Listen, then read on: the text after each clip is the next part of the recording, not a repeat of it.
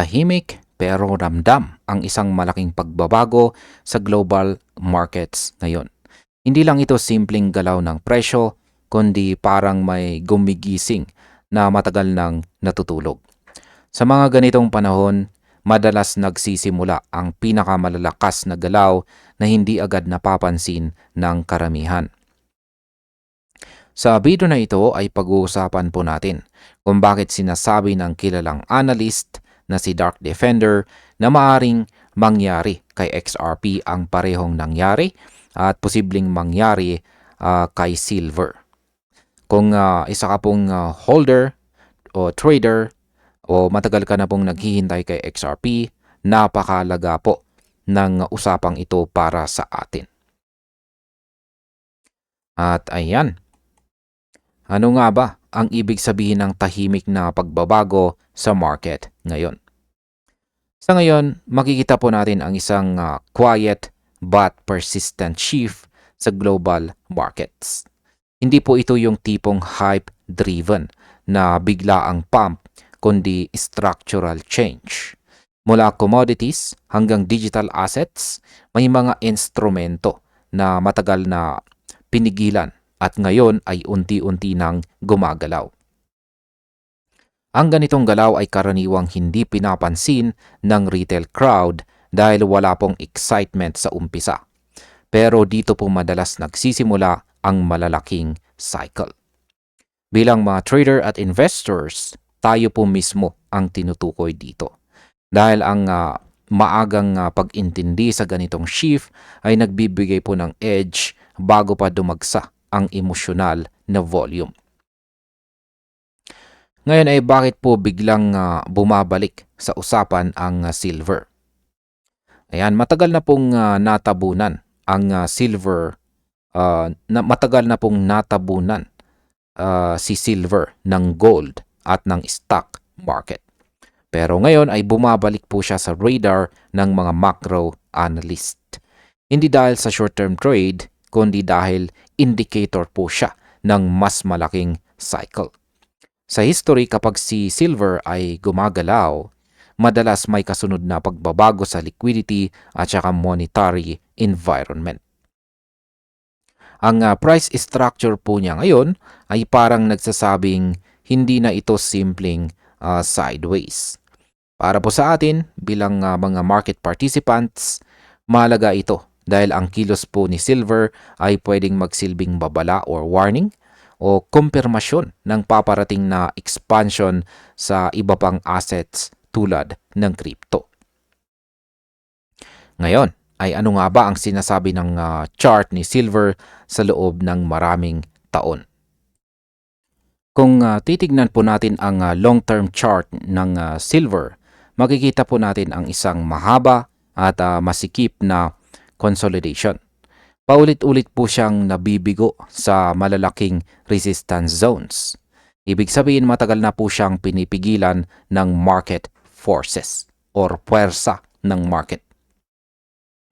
Ayon po kay Dark Defender, ang ganitong compression ay hindi pang habang buhay. Kapag ang isang asset ay sobrang tagal na nakaipit, dumarating po ang punto ng exhaustion. Para po sa atin, malinaw ang mensahe. Kapag natapos po ang ganitong yugto, madalas mabilis at agresibo ang kasunod na galaw. Ngayon, ay bakit po ba napakahalaga ng level na $67 dito kay silver?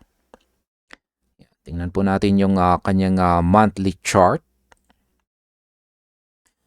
Sa technical analysis, ang $67 kay silver ay hindi lamang po simpleng numero.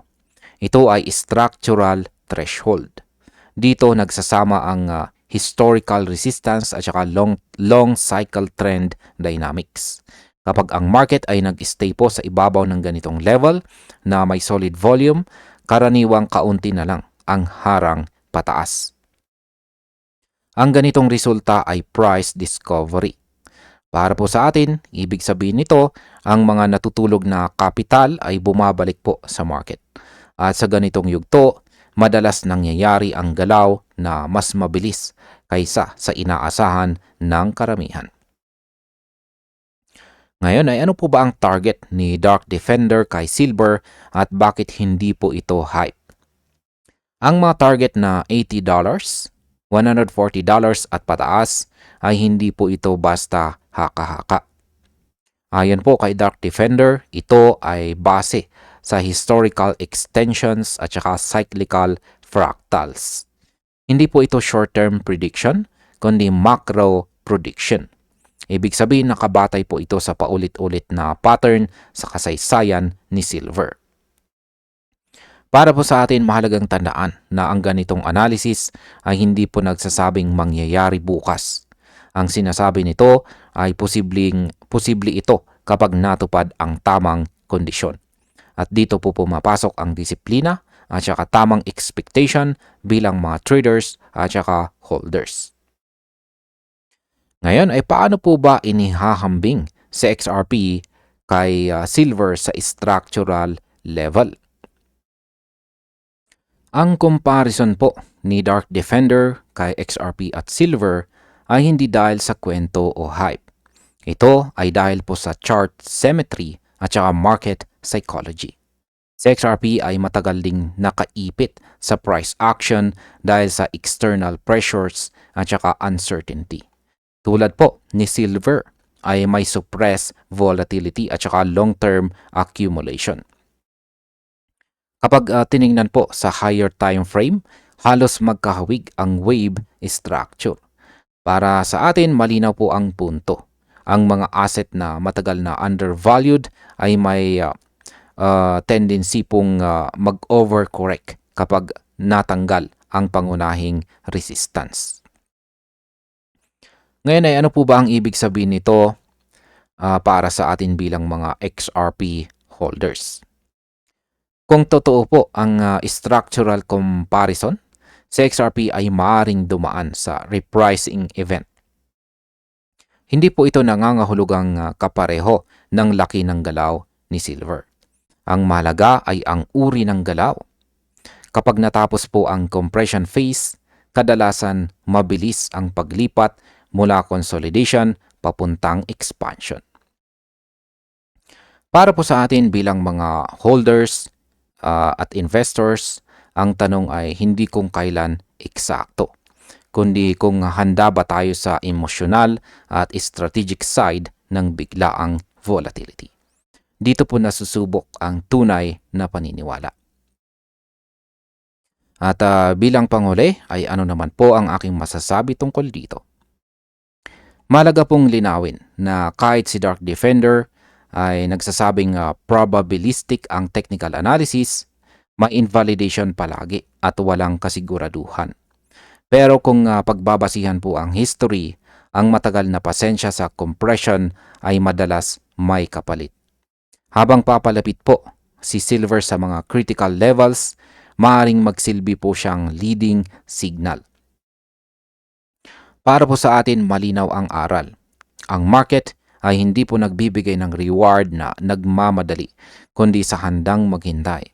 Kung mangyari po ang expansion phase, ang mga nanatili sa tahimik na panahon ang unang makikinabang.